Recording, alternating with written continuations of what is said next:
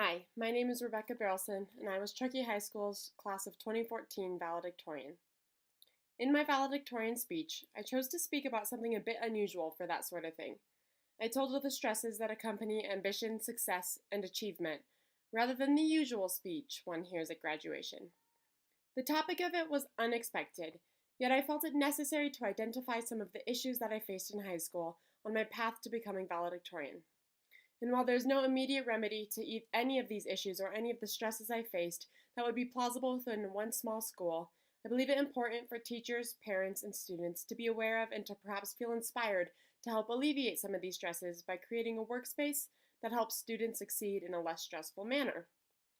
When I got to high school, knowing that I wanted to be valedictorian more than anything else, I did whatever it took to achieve this goal.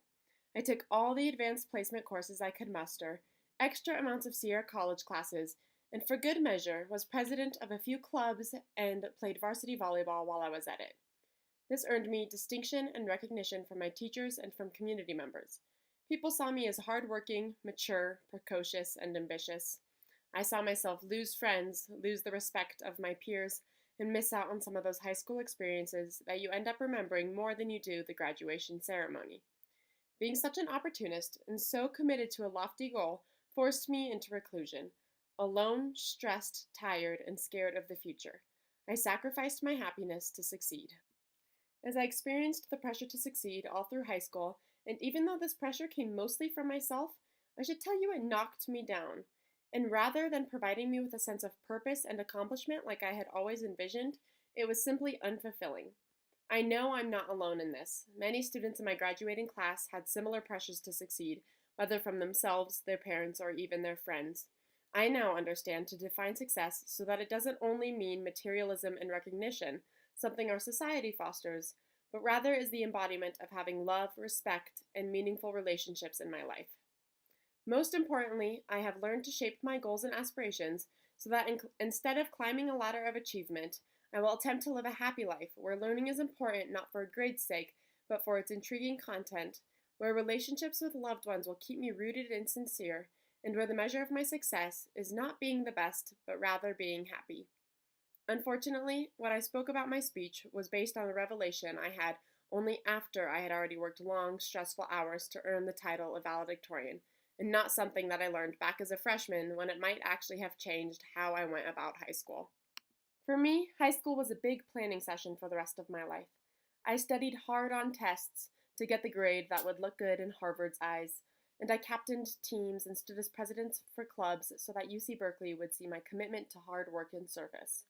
This "it looks good on college applications" mentality is extremely common among high schoolers, and while in the end it does enable us to get into the good universities, it isn't always healthy to be planning so far ahead. The problem, though, is how else will a person who is just one of the majority, like myself, stand out from the crowd? Those who do plan far ahead and are all over the place planning events, leading a team, and participating in outside extracurriculars, all while maintaining stellar grades. There's no easy solution to this preset rulebook on how to get into college, and it's certainly a problem much bigger than our school district. However, since students are all but forced into playing this game, it would be handy if Truckee High and our other schools in our district could try and help accommodate students, in the process alleviating some of the immense load of stress that accompanies senior year. One thing I had always wanted and was jealous our school district didn't have that other schools had was a class on college admissions and applications. If there was a quarter or semester class on applying to universities, then the information could be more widespread, and those who couldn't afford a college counselor, like myself, would have had the same ability to learn as those who have private counselors. This class could be offered in the spring of junior year or the fall of senior year, and could provide information and allow students to work on their essays and applications during class hours. In the end, it would help relieve stress so students wouldn't have to carve out time in their already jam-packed schedules for applications.